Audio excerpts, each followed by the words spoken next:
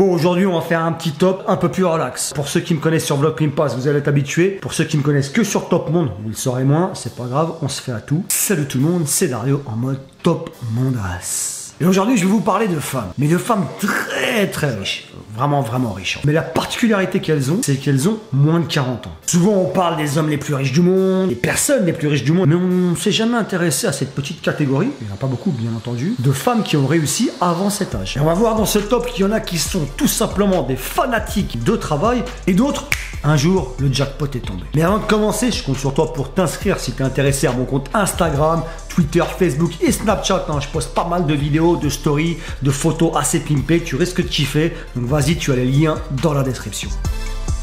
Alexandra Andresen. Encore une héritière qui a été plutôt bien gâtée, avec sa sœur aussi qui elle a un an de plus. On se retrouve en Norvège à Oslo où est née Alexandra Andresen en 1996. Elle est devenue en 2007 la plus jeune milliardaire du monde grâce à la donation de son père de 42% des actions de sa société Ferd. Et voilà que la petite a maintenant 21 ans et est toujours la plus jeune milliardaire. Célibataire, donc j'imagine que... Enfin, tu vois ce que je veux dire. Accro à l'équitation où elle remporte des prix, c'est d'ailleurs une pro. C'est bizarre parce que la plupart des milliardaires se mettent à l'équitation. Et fait aussi un peu de mannequinat pour une marque de vêtements Eke. Et avec ses 1,2 milliard d'euros, je peux te garantir qu'elle mène la belle vie. On a Eva Maria Braun Ludic. Saga Braun commence au début du 19e siècle avec l'achat d'une petite pharmacie dans la bourgade de Melsugen. Faites pas attention à mon accent. Et au fil du temps, la boutique se transforme en herboristerie. La société s'étend de plus en plus dans des produits innovants tout au niveau des médicaments que des instruments médicaux. La fortune s'étend en même temps que l'entreprise devient une multinationale implantée aux quatre coins du monde. Eva Maria est née en 1987 en Allemagne et elle possède aujourd'hui 11% de la société, soit 1,8 milliard d'euros. Petit plus, c'est qu'elle n'est pas salariée de l'entreprise, ça veut dire que c'est que du tout bénéf pour elle. La belle vie.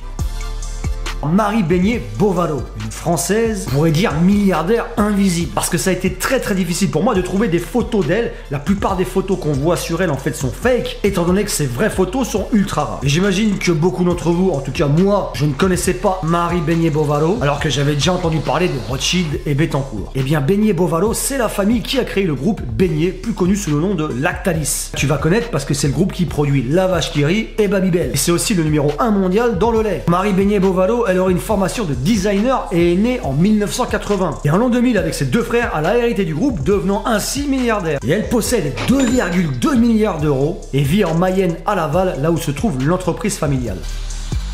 On passe maintenant à Lindsay Snyder. Je sais pas si mon accent est bon, mais tu vas me pardonner. Elle est née en 1982 en Californie et sa vie aurait pu être tranquille en tant qu'héritière. Alors c'est ses grands-parents qui ont eu l'idée de créer un fast-food In-N-Out en 1948 en utilisant des produits de qualité. Et c'est là que le succès est. Son père, qui avait repris la direction de l'entreprise à la disparition de son frère, décède à son tour alors que Lindsay n'a que 17 ans. Après des problèmes de drogue et d'alcoolisme, 4 mariages et 3 enfants, et la prise en main de la société, elle hérite à 35 ans du groupe et se retrouve la plus jeune milliardaire des États-Unis. Il faut savoir quand même que ces plus de 300 restaurants sont toujours très bien notés, non seulement par les clients, mais aussi par les employés qui sont fidèles. Et sa fortune est d'attention 2,6 milliards d'euros. Et petite anecdote, elle est très passionnée de course automobile.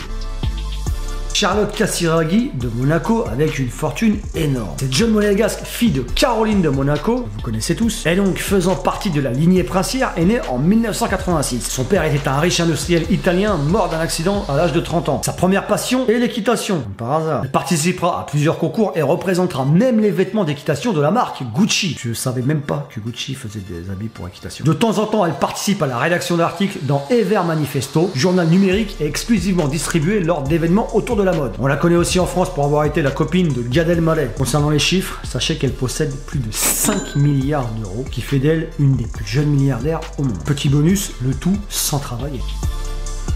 Oh, on ne pouvait pas passer à côté des États-Unis avec une américaine nommée Amanda Hearst. T'as kiffé mon accent là? Elle est née en 1984 à New York. Amanda Hearst, une mannequin, est associée chez Marie Claire depuis 2009. Pour rappel, c'est une des héritières du magnat de la presse Hearst, la Hearst Corporation, qui possède de nombreux titres comme Cosmopolitan, Marie Claire, le San Francisco Chronicle, etc., etc. Amanda, pour sa part, est sensible à la cause animale et à l'écologie, et pour faire passer ses messages et soutenir ses actions, elle a créé 2 blogs, Friends of Finn et Ethical Fashion. Et cette jeune femme est plutôt discrète, avec sa fortune qui, elle, ne l'est pas, de 7,8 milliards d'euros. Roni Nadar Malhotra. Et là on est carrément dans du très très lourd. Aujourd'hui âgée de 36 ans, cette indienne née à New Delhi, en Inde bien entendu, est non seulement une businesswoman hors pair, mais également une philanthrope incroyable. Après des études en communication et en business aux États-Unis, elle travaille quelque temps sur les chaînes de CNN et de Sky News. Elle revient en Inde et se forme à différents métiers dans la multinationale technologie de son père HCL Corporation, dont elle en devient la PDG à l'âge de seulement 28 ans. Mais elle ne s'arrête pas là, elle décide de créer de nombreuses autres sociétés de distribution ou de conseil dans le secteur de l'informatique et également dans celui des solutions systèmes pour le milieu médical. Bon, tu sens déjà que là, elle était businessman dans l'âme. Mais ce qui lui tient le plus à cœur, c'est le travail qu'elle fournit dans sa fondation qui, à travers un programme incroyable, le Vidyagyan, je sais pas si je le dis bien, créé en 2009, offre la possibilité à des enfants pauvres sélectionnés dans toute l'Inde de suivre des études complètes dans les meilleurs établissements. Et ça, c'est une très bonne initiative. D'ailleurs, les résultats sont plus qu'excellents puisque 100% des étudiants ont été reçus. Et là, le truc que tu veux savoir le plus, c'est combien là? Eh bien, elle est à la tête d'une fortune de 13 milliards d'euros.